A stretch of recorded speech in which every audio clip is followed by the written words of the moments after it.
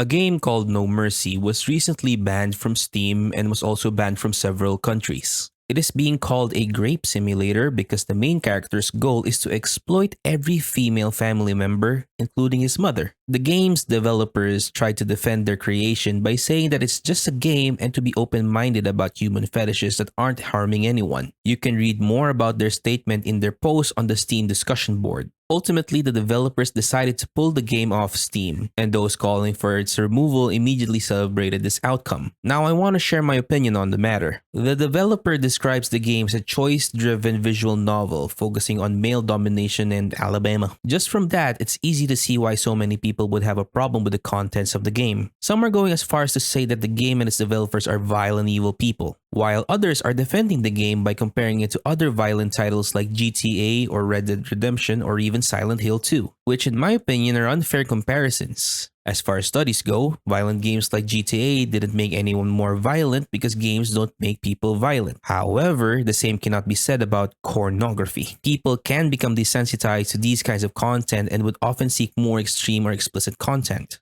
That's because the brain can adapt to the dopamine release associated with porn. It's like taking drugs. After a while, you'll need a stronger dose to reach the same high. So a game isn't just a game when explicit content starts to get involved.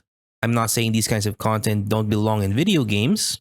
When done right, they can even enhance the experience of the player. Take games like Baldur's Gate 3 or The Witcher. Many players have gone through multiple playthroughs to try and romance each companion only to end up with Shadowheart for the 13th time in a row. The problem lies with how the game chose to tackle the subject matter, and it all boils down to the last part of its description. The game includes unavoidable, non-consensual intercourse. The only way not to exploit any character in the game is to not play the game.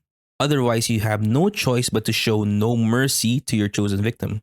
Get it? Because it's the title of the game. Look, as far as explicit content goes, I'm sure there are other games that are far worse than this. Heck, there are even actual novels that go way harder. But does that mean the game should have been removed from Steam?